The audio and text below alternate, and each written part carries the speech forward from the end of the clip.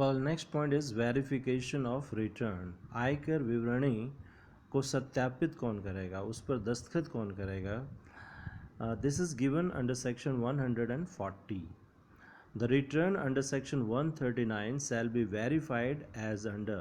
Section 139 के तहत जो रिटर्न फाइल किया गया है उसको निम्नलिखित तरीके से सत्यापित किया जाएगा, वेरीफाई किया जाएगा। तो इन केस ऑफ एन इंडिविजुअल, एक इंडिविजुअल के केस में बाय द इंडिविजुअल कंसर्न, जो संबंधित इंडिविजुअल है वही अपने रिटर्न को वेरीफाई करेगा, सत्यापित करेगा। Where the individual is absent from India, जहाँ पर इंडिविजुअल भारत से अनुपस्थित है, then by some person authorised by him in this behalf, तो वह व्यक्ति जिसको इंडिविजुअल एसएससी ने ऑथराइज किया, अधिकृत किया है इस संबंध में, वह व्यक्ति रिटर्न ऑफ इनकम को वेरीफाई करेगा इंडिविजुअल की तरफ से। Then where the individual is mentally incapacitated from attending to his office or affairs, जहाँ पर इंडिविजुअल मानसिक रूप से अक्षम है ऑफिस अटेंड करने के लिए, किसी भी कार्य को अटेंड करने के लिए, तो बाय हिज गार्डियन और any other person competent to act on his behalf, तो उसके संरक्षक के द्वारा या अन्य कॉम्पिटेंट व्यक्ति के द्वारा जिसको उसने ऑथराइज किया है वह रिटर्न को वेरीफाई करेगा। Where for any other reason it is not possible for the individual to verify the return, और जहाँ किसी कारण से इंडिविजुअल एसएससी के लिए संभव नहीं है कि वह स्वयं अपने रिटर्न को वेरीफाई करे, तो by any person duly authorised by him in this behalf, तो कोई भी व्यक्ति जो एसएससी के द्वारा, इंडिविजुअल एसएससी के द्वारा ऑथराइज किया गया है रिटर्न वेरीफाई करने के लिए, उस व्यक्ति के द्वारा रिटर्न वेरीफाई किया जाएगा। Now in case of A Hindu undivided family, Hindu undivided family के केस में रिटर्न ऑफ इनकम को कौन वेरीफाई करेगा? फर्स्ट इट इज़ द कर्ता who will verify the return of income of the HUF. परिवार का जो मुखिया होगा, परिवार का जो कर्ता होगा, वह रिटर्न ऑफ इनकम को वेरीफाई करेगा। या फिर where the karta is absent from India, अगर कर्ता भारत से अनुपस्थित है और is mentally incapacitated from attending to his affairs, या वह मानसिक रूप से अक्षम है कार्य करने में, then by any other adult member of the family, तो उस केस में परिवार का कोई भी वयस्क सदस्य एचयूएफ के रिटर्न ऑफ इनकम को वेरीफाई कर सकता है। In case of a form by the managing partner thereof, और where for any unavoidable reason such managing partner is not able to verify the return, or where there is no managing partner by any partner thereof, तो partnership form के case में जो managing partner है partnership form का, वह return को verify करेगा, और जहाँ पर किसी अनअवॉइडेबल सर्कमस्टांसिस के कारण, अनअवॉइडेबल रीज़न के कारण मैनेजिंग पार्टनर रिटर्न वेरीफाई नहीं कर सकता, या पार्टनरशिप फॉर्म ने कोई मैनेजिंग पार्टनर ही अपॉइंट नहीं कर रखा है, तो उस केस में किसी भी पार्टनर के द्वारा रिटर्न ऑफ इनकम को वेरीफाई किया जा सकता है। In case of limited liability partnership LLP के केस में रिटर्न ऑफ इनकम को कौन वेरीफाई करेगा?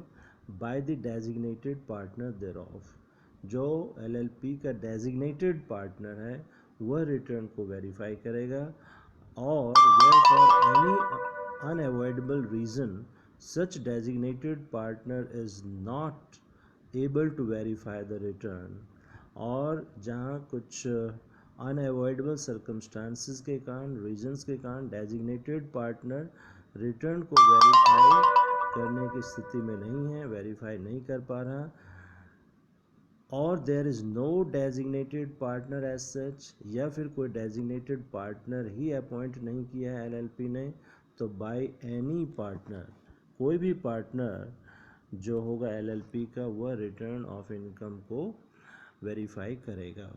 लोकल अथॉरिटी के केस में by the principal officer thereof, principal officer जो होगा लोकल अथॉरिटी का, वह रिटर्न को वेरीफाई करेगा। पॉलिटिकल पार्टी के केस में by the chief executive officer, जो पार्टी का चीफ एग्जीक्यूटिव ऑफिसर है वह रिटर्न को वेरीफाई करेगा। In case of a company by the managing director thereof, company के केस में कंपनी का जो मैनेजिंग डायरेक्टर है वह रिटर्न को वेरीफाई करेगा। और where for any unavoidable reason such managing director is not able to verify the return, किसी अनअवॉइडेबल सर्कमस्टांसिस के कारण, रीजन के कारण मैनेजिंग डायरेक्टर रिटर्न वेरीफाई नहीं कर पा रहा, या और where there is no managing director, या जहाँ पर मैनेजिंग डायरेक्टर है ही नहीं, तो वहाँ पर रिटर्न कौन वेरीफाई करेगा? By any director thereof, company का कोई भी डायरेक्टर फिर रिटर्न को वेरीफाई कर सकता है। Any other association by any member of the association और प्रिंसिपल ऑफिसर देयर ऑफ, किसी अन्य एसोसिएशन के केस में एसोसिएशन का कोई भी मेंबर या उसका प्रिंसिपल ऑफिसर जो है वो रिटर्न को वेरीफाई करेगा। परमानेंट अकाउंट नंबर, स्थायी खाता संख्या के बारे में सेक्शन 139A में दिया हुआ है। तो उसके अनुसार a permanent account number is a 10 digit alpha numeric number. Permanent account number जो है 10 अंकों का अल्फ़ा न्यूमेरिक नंबर है। अल्फ़ा न्यूमेरिक नंबर से मतलब है कि कुछ जो परमानेंट अकाउंट नंबर के जो नंबर हैं उनमें से डिजिट्स हैं, उनमें से कुछ अल्फ़ाबेट्स हैं और कुछ 0 से लेकर 9 तक की संख्या हैं।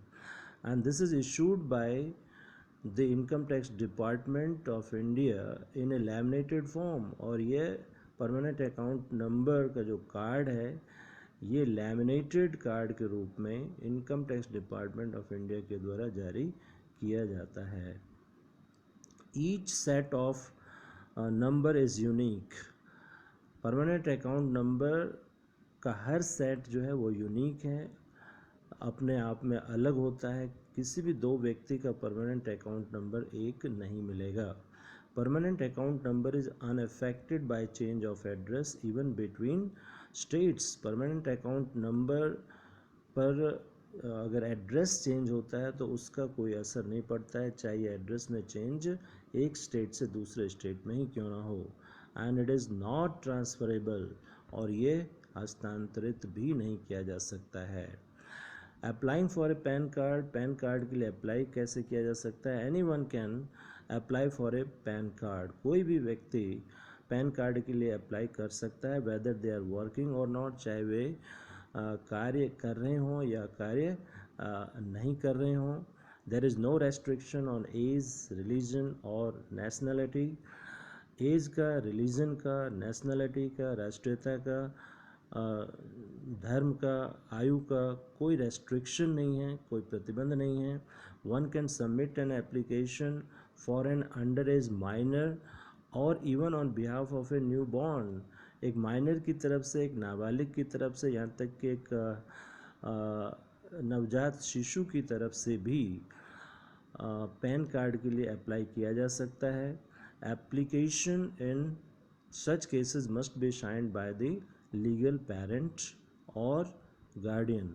और ऐसे परिस्थिति में जो एप्लीकेशन होगा पैन कार्ड के अलॉटमेंट के लिए वह लीगल पेरेंट या गार्डियन के द्वारा अप्लाई किया जाएगा। To apply for a PAN one has to submit proof of identity and residence.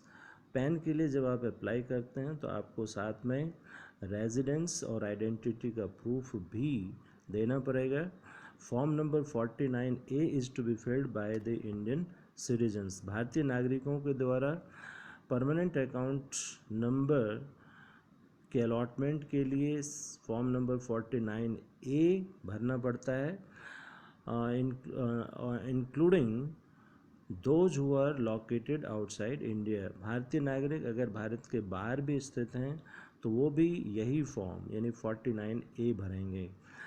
Form number 49AA is filled by foreign citizens. जो विदेशी नागरिक हैं वह परमानेंट अकाउंट नंबर के अलॉटमेंट के लिए फॉर्म नंबर 49AA भरेंगे। Thank you.